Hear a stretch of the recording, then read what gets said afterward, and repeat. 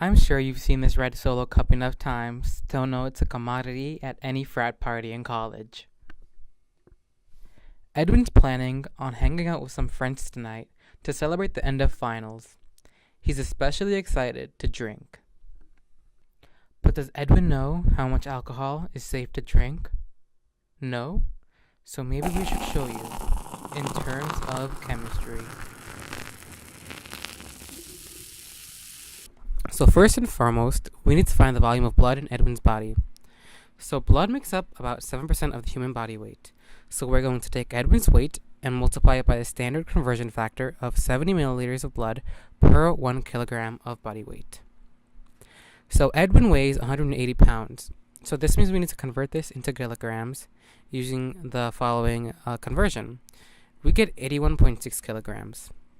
We then multiply this by the conversion factor in order to get the amount of blood in Edwin's body in liters.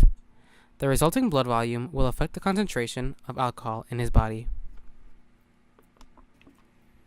Before calculating the concentration of alcohol in Edwin's blood, we need to figure out the percent of alcohol in the beverage. Different beverages have different percent alcohol, also known as ABV.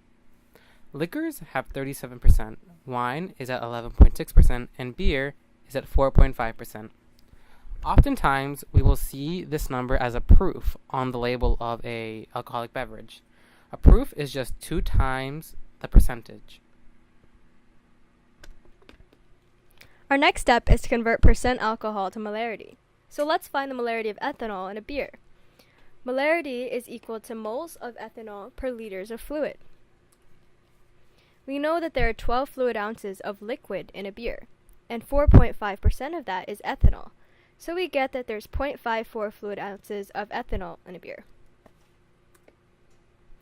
So from here, we're going to convert fluid ounces of ethanol into milliliters of ethanol using a conversion factor. And then now that we have milliliters of ethanol, we will use the density of ethanol, which is 0.789 grams per mil, to convert it to grams. We get that there are 12.60 grams of ethanol in a beer. Here is the molecular formula for ethanol, C2H5OH. Its molar mass is 46.069 grams per mole. Now that we have the grams of ethanol, we can convert that to the moles of ethanol by dividing by the molar mass. We get that there are 0.274 moles of ethanol. We can find the molarity of ethanol in a beer by dividing the moles of ethanol over the total volume of liquid in a beer, which is 12 fluid ounces or 355 mil. We get that the molarity is 0.77 moles per liter. And we kept 2 sig figs because 12 fluid ounces has 2 sig figs. Now that we have the volume of a beer and the concentration of alcohol in a beer, we can find the concentration of alcohol in Edwin's body after drinking 1 beer. We will use the formula for conservation of moles, M1V1 equals M2V2. The number of moles of ethanol stays constant, but transfers from a small volume into a larger volume of Edwin's blood. Drinking a beer is like diluting a stock solution. Using the formula gives us a molarity of 0.048 moles of alcohol per liter. So now we know the molarity of ethanol in a beer. How does this relate to another measure of concentration, blood alcohol content?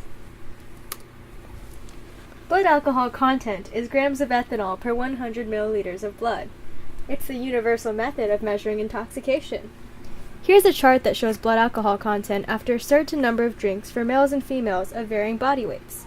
When someone has a small weight and thus a small blood volume, their blood alcohol content is comparatively higher and they become intoxicated more easily. Now that we understand molarity and blood alcohol content in 1 beer, we're going to simulate this in multiple beers.